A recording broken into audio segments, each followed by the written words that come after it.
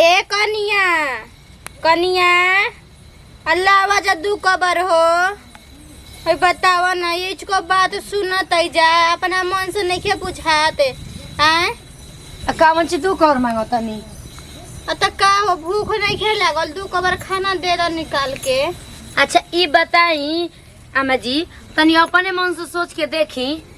बताई दुआरे पर का काम बूढ़ पुरानिया करे सा या के पतो ही करे जाली सा तनी अपने मन से सोच के देख ली। अहो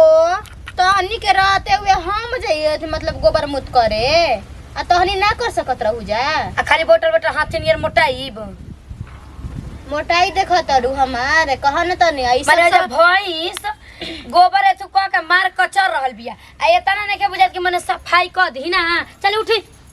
हम जाके गोबर काच के आई त खाना खाई जब देखा खइले का बात बतिया तरी जब देखा तब खइले का बात बतिया बतरी हम कैसन बानी ई कैसन हो गइल बाड़ी आओ तरी काम करबू त खाना खाइबू ना करबू त ना खाइबू जा आहो सुन तरू। हाँ मम्मी जी हेने हो त हेने हो कहाँ बनी मम्मी जी जा जा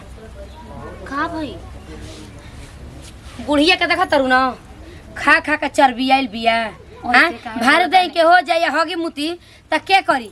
तोहरा न करे के पड़ी या न त हमरा करे के पड़ी। ये मम्मी जी अब उसन भगवान उनकर शरीर दे दिल बारन तो ऐसे काहे उनका का बोलते कोतनो तोरा सास न बानी ठीक बाटे हम जेतना कहतानी हम न तो के उतर लेबे कि बुढ़िया उतर लेबे बताव कौनो काम करे के नाम नहीं खेलेती है। अरे बहरी के काम बाटे क घलित त घर में हम त करते बानी बताव हम उतरा रहनी कनिया में जान जाई हमरा के कमती दुख नहीं के देले बुढ़िया जान जा तो सोचत तनी कि आज ओके तनी याद दिलाई तबे न बुझाई हमारी बिना पूछत ओकरा के कोनो सामान नहीं के देवे के ना खाना पानी देवे के बा जब हम कहम तबे देवे के बा ई ना कि मुंह में पड़ के आ बुढ़िया के दे दिया तो दे दिए तो हाथी नियर हो जाए हगी मुती न तो सब तोहरे से कछवाई जी हमरा से ना वो सब काम होखी। हां तो घर में जा तनी तनी हम हेने काम सास और ददिया सास दोनों तो एक ही साइज के हमारे माथे मढ़ा गोली जा दोनों जाने के आगे गोला अगर मानी खोटिए पकड़ लगे जे बाप रे बाप छी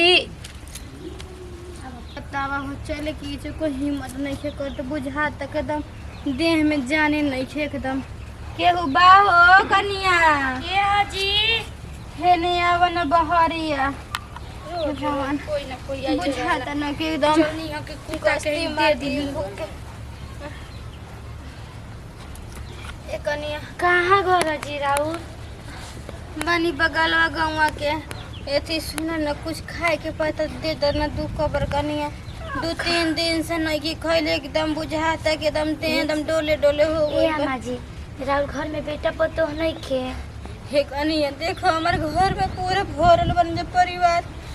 जान तो कनिया हमर कोची कहेला पतो हमर पतो के नतिन पतो सब कोई हमारे घर में बा लेकिन का करबो हमरा दो कबर खाए। ए अम्मा जी देखी हमारे घरे तो कुछो नहीं खे ये लिट्टी लगैले रही काल के तो बांध के धइले रही। हे भगवान कैसन कैसन लोग हो जाता माई बाबू जन्मावत रन की बेटा के बियाह शादी करके सुख पाए लेकिन आजकल के बेटा पतो के करता दुनिया में आराम से खाई अम्मा जी। पानी तो बड़ी समस्या बड़ू इनार से पानी लायक पड़ेला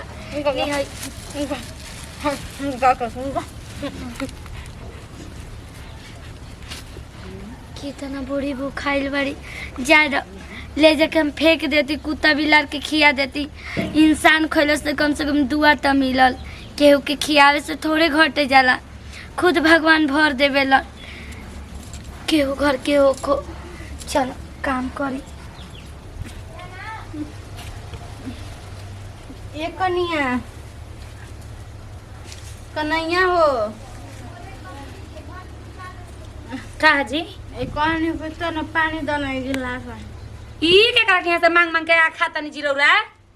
ए कन्या तू कैसे बोला तारू हो तू तो काहे ना बोली 10 घर से मांग मांग के खा खा के हाथी भल जातनी आ कल गुला खटिया पे हगम तुम त के करी जीराउर ए कन्या तू ऐसे काहे कहत ए कन्या, 2-3 दिन से हम खाना नहीं खइले। अरे बाप रे बाप दादी खइले बनी कि नहीं खइले सुनी ना रो नहीं के खाना हरे पानी रौरा में केवन करता कहती है कि हम 2-3 दिन से नहीं खइले रे बिना 2-3 दिन खइला ही चलते मोटा की करे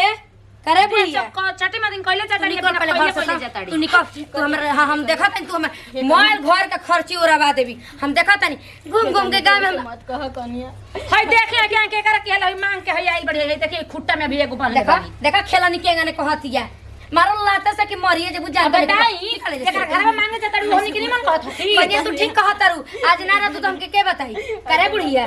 जीव चटक्का चाहिए कहीं जा तो मार निकल घर से तो बहुत देखली नटंकी बुढ़िया बाप रे बाप हई बुढ़िया के देखो मांगे के बेरी जंगल कर चल जात हुए आ काम करे के बेरी कहते कि खनवे नहीं कि खले तो कैसे करी हम एकरा से अच्छा बा कि हमरे के मौत दे दा उहे ठीक रहे। बताओ घर में कुल हमर सब कोई भरला ही बा तब पर भी एक को दाना बिना हम तरसता नहीं। इतना धन दौलत रख के हम का कहीं जमीन खातिर जेकरा से ना झगड़ा करे के ओकरा से झगड़ा करके अपन बेटा पतो खातिर रखनी हजूर हमार बेटा पतो हमरा घर से निकाल देलन जा। हे भगवान ऐसे तू काहे अन्याय करत तारा आखिर हम ई उम्र में हम कहाँ जाए हमरा समझ नहीं के आवत। एकरा से अच्छा बा कि हम मरिए जेती कुआं में डूब धस के ओकरा से वो ठीक रहे।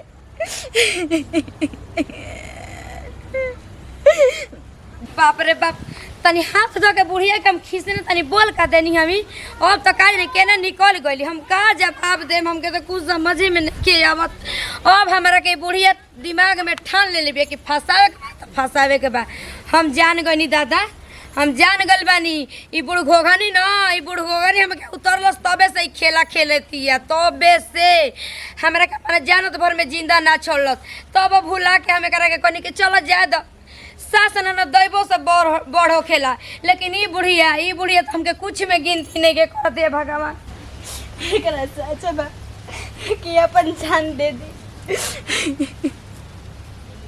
बताओ हो हमरा कितना श्रद्धा रहे कि अपन पतो उतरनी ऊपर से अपन नाती के शादी ब्याह करवा देनी हमार मन में ललक ना रहे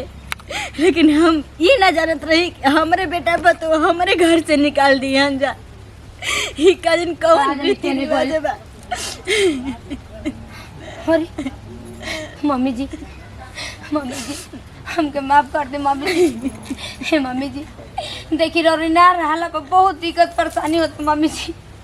हट हमर नजरे से सामने तू हट मम्मी जी एकदम बिना हमरा के तड़ पहले बाबूजा हो का हम तहनी से हम ढेर खाना खात रही ढेर तरी से मांगत रही खाना अगर हमरा में ढेर खर्च है यही से ना हमर मां धो के लखत देलू जा। चली मम्मी जी जौन भटकल भइल भुला जाई हम ना जाए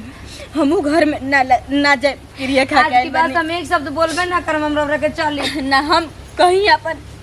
चली ना कहीं जाके भीख मांग के दू कबर खा के हम चली जी राम ले। बेटा हमारे के घर आवत ना के हमर माई के कहीं से खोज के लिए हम का करी मम्मी जी चली ना ना कन्हैया ना चली ना हम कहीं जाए ना देबा के चली ना धरिए हम ना जाए हम ना जाए हां तो चली जहां चलब हम चलब चली कहां जाई देखब कि कहां जानी चली ना तू ए जी कैसे जा तू तार बेटा पतो हो घर काहे हम आपको तो ना आई आज हमार पतो हो तू तो हमारा घर से निकलते हो। चले मम्मी जी ऐसे मत मम्मी जी माफ कर दी।